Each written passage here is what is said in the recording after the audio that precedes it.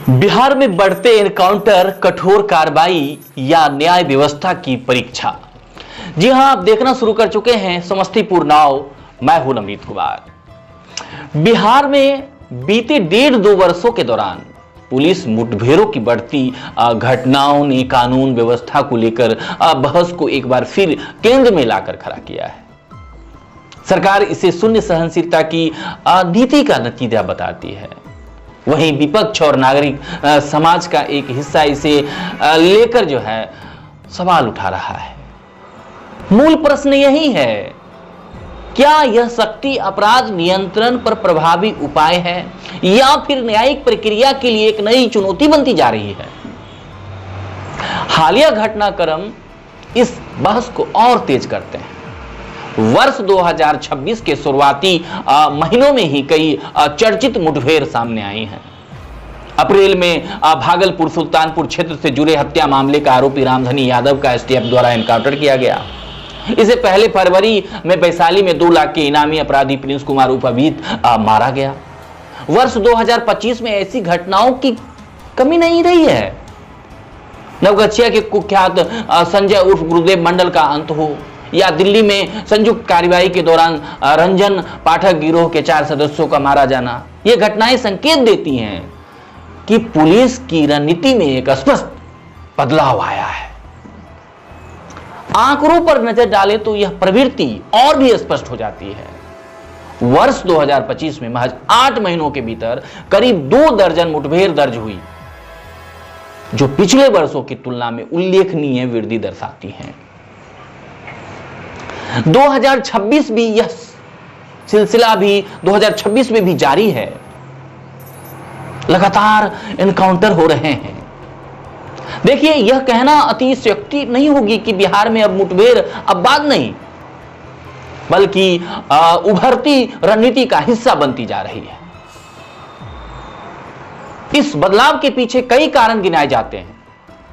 Police और विशेष कार्यबल की बढ़ी सक्रियता, अपराध के बदलते स्वरूप, जहां छोटे गिरोह अब संगठित नेटवर्क में बदल रहे हैं, और शासन सख्त संदेश देने का प्रयास कर रहा है। अधिकांश मामलों में एक समान पैटर्न दिखता है। पुलिस की घेराबंदी, अपराधी की ओर से फायरिंग और जवाबी कार्रवाई में उनका मारा जाना, ये तमाम चीजों को देखकर क्या आपको नहीं लगता है कि पुलिस सही कर रही है, सरकार सही कर रही है? सरकार के द्वारा जो किया जा रहा है, कुछ लोग इसको लेकर अलग अलग तरह के प्रश्न उत्पन्न कर रहे हैं, क्रिएट कर रहे हैं। लेकिन इस पूरे परिदृश्य को केवल कठोर कार्रवाई की नजर से देखना पर्याप्त नहीं होगा।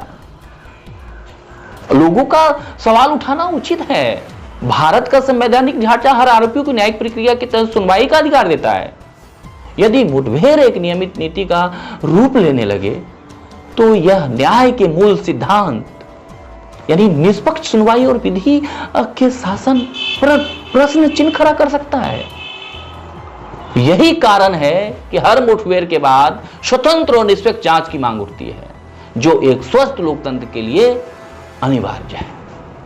अब दूसरी ओर देख लीजिए, समाज का एक बड़ा वर्ग जो है इन कार्रवाइयों को समर्थन करता है। उनके लिए यह त्वरित न्याय का प्रतीक है, खासकर तब जब न्यायालयों में मुकदमे वर्षों तक लंबित रहते हैं और अपराधी कानून की पकड़ से बच निकलते हैं। यह समर्थन केवल पुलिस की कार्रवाई का नहीं, बल्कि न्यायिक व्यवस्था में धीमी गति को लेकर जनता के असंतोष का भी संकेत है।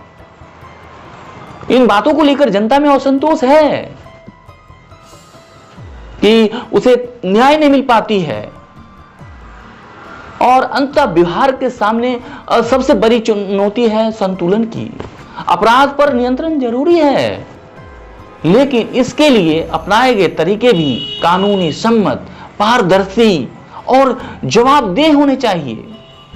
सरकार को न केवल पुलिस कार्रवाई की जवाबदेही सुनिश्चित करनी होगी, बल्कि न्यायिक तंत्र को भी अधिक प्रभावी और तेज बनाना होगा। और जब ये प्रभावी तंत्र तेज हो जाएंगे, ये न्यायिक तंत्र अधिक प्रभावी हो जाएंगे, तो फिर न्याय संगत कार्रवाई होगी, न्याय के द्वारा उचित कार्रवाई होगी। लेकिन आज बिहार एक निर्णायक मोड़ पर खड़ा है। जहां एक और त्वरित कार्रवाई का आकर्षण है, वहीं दूसरी ओर न्याय प्रक्रिया जो है उसकी विश्वसनीयता पर प्रश्न। राज्य को यह तय करना होगा कि वह किस दिशा में आगे बढ़ना चाहता है, कानून के शासन की मजबूती की ओर या तात्कालिक समाधान की ओर। यही निर्णय आने वाले समय में उसकी न्याय व्यवस्था की पहचान तय करेगा। अब देख लीजिए, एनकाउंटर में मारे गए लोग एक ही समुदाय, एक ही बिरादरी के आ रहे हैं, तो लोग प्रश्न चिन्ह खड़ा कर रहे हैं। अगर यादव समाज से आ रहा है तो यादव लोग प्रश्न उठा रहे हैं कि यादवों को चुन चुन कर मारा जा रहा है।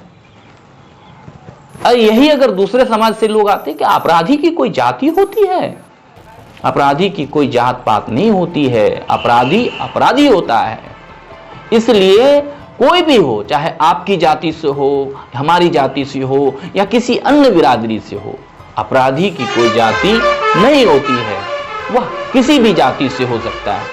इसके लिए आपको मुखर होकर आवाज उठाना चाहिए। एनकाउंटर पद्धति बिहार में लोग सोचते हैं यूपी मॉडल के तर्ज पर तो नहीं हो गया है। देखिए, एनकाउंटर जरूरी है, लेकिन सबसे पहले इसमें निर्दोष न फंसे। निर्दोषों का भी एनकाउंटर हो सकता है, यह एक प्रणाली हो सकती है। इसलिए कोई बात नहीं है, जो गलत करेगा यानी गोली का जवाब गोली से दी जाएगी, ठीक है, लेकिन निर्दोष इसमें ना फंसे, निर्दोष को सजा ना हो। आपको क्या लगता है बिहार में बढ़ते एनकाउंटर पर, आपको क्या लगता है कि यही होना चाहिए? यह निर्णय आप किस तरह से देखते हैं? हाँ, गोली का जवाब गोली से है, अपराधी है तो अपराधी को गोली का जवाब गोली से दिया जाना चाहिए, ये सही है।